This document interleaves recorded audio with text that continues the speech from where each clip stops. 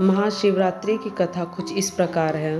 प्राचीन काल में एक शिकारी जानवरों का शिकार करके अपने कुटुंब का पालन पोषण करता था। एक रोज वो जंगल में शिकार के लिए निकला, लेकिन दिन भर कड़ी मेहनत और भागदौड़ करने पर भी उसे कोई शिकार प्राप्त नहीं हुआ। वो भूख प्यास से व्याकुल होने लगा। शिकार की बाट निहारता निहारता वो एक तालाब के किनारे बेल वृक्ष पर अपना पड़ाव बनाने लगा। बेल वृक्ष के नीचे शिवलिंग था जो बेल पत्रों से ढका हुआ था। शिकारी को इस बात की ज्ञात नहीं थी। पड़ाव बनाते बनाते उसने जो टहनियाँ तोड़ी वे संयोग से शिवलिंग पर जा गिरी।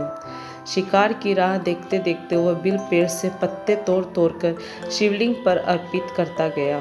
दिन भर भूखे प्यासे शिकारी का व्रत भी हो गया और शिवलिंग पर बेलपत्रे भी चढ़ गए। इस तरह वो अनजाने में किए गए पुण्य का भागी बन गया। रात्रि का एक पहर व्यतीत होने पर एक गर्भिणी मृगी तालाब पर पानी पीने आई। शिकारी ने धनुष पर तीर चढ़ाकर जो ही प्रत्यंचा खींची, मृगी बोली, शिकारी मुझे मत मारो, मैं गर्भिणी हूँ, शीघ्र ही प्रसव करूँगी। तुम एक साथ दो जीवों की हत्या करोगे जो ठीक नहीं है। मैं अपने बच्चे को जन्म देकर शीघ्र ही तुम्हारे पास वापस आ जाऊंगी, तब तुम मुझे मार लेना। शिकारी को हिरनी सच्ची लगी।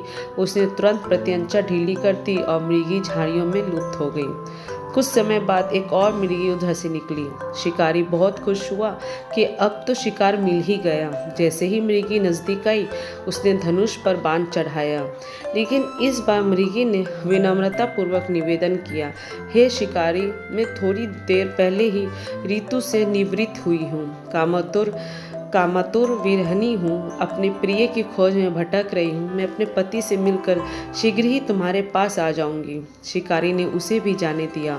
2 बार अपने शिकार को उसने स्वयं खो दिया। उसका माथा ठनका। वो चिंता में पड़ गया। रात्रि का आखिरी पहर बीत रहा था। तभी एक अन्य मृगी अपने बच्चे के साथ उधर से निकली। शिकारी के लिए यह स्वर्णिम अवसर था। उसने धनुष पर तीर चढ़ाने में देर न लगाई। वह तीर छोड़ने ही वाला था कि मृगी बोली, हे शिकारी, मैं इन बच्चों को पिता के हवाले करके लौट आऊंगी, इस समय मुझे मत मारो। शिकारी हंसा और बोला, सामने आए शिकार को छोड़ दूं? मैं ऐसा मूर्ख नहीं। इससे पहले मैं 2 बार अपना शिकार खो चुका हूँ। मेरे बच्चे भूख प्यास से तड़प रहे होंगे। उत्तर में मृगी ने फिर कहा, जैसे तुम्हें अपने बच्चों की ममता सता रही है, ठीक वैसे ही मुझे भी अपने बच्चों की चिंता है। इसलिए सिर्फ बच्चों के नाम पर मैं थोड़ी देर के लिए जीवन दान मांग रही हूँ। हे शिकारी, मेरा विश्वास कर, मैं इन्हें इनके पिता के पास छोड़कर तुरंत लौटने की प्रतिज्ञा करती हूँ। मृगी का दीन स्वर सुनकर शिकारी को उस पर दया आ गई। उसने उस मृगी को भी जाने दिया।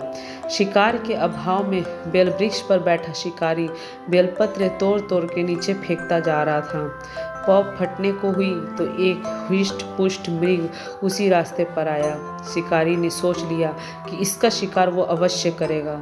शिकारी की तनी प्रत्यंचा देखकर मृग विनीत स्वर में बोला, हे शिकारी भाई, यदि तुमने मुझसे पूर्व आने वाली 3 मृगियों तथा छोटे छोटे बच्चों को मार डाला है, तो मुझे भी मारने में विलम्ब ना करो, ताकि उनके वियोग में मुझे एक क्षण भी दुख ना सहना पड़े। मैं उन मृगियों का पति हूँ। यदि तुमने उन्हें जीवन दान दिया है, तो मुझे भी कुछ क्षण जीवन दान देने की कृपा करो। मैं उनसे मिलकर तुम्हारे सामने उपस्थित हो जाऊंगा। मृग की बात सुनते ही शिकारी के सामने पूरी रात का घटना चक्र घूम गया। उसने सारी कथा मृग को सुना दी। तब मृग ने कहा, मेरी तीनों पत्नियां जिस प्रकार प्रतिज्ञाबद्ध होकर गई हैं, मेरी मृत्यु से अपने धर्म का पालन नहीं कर पाएगी।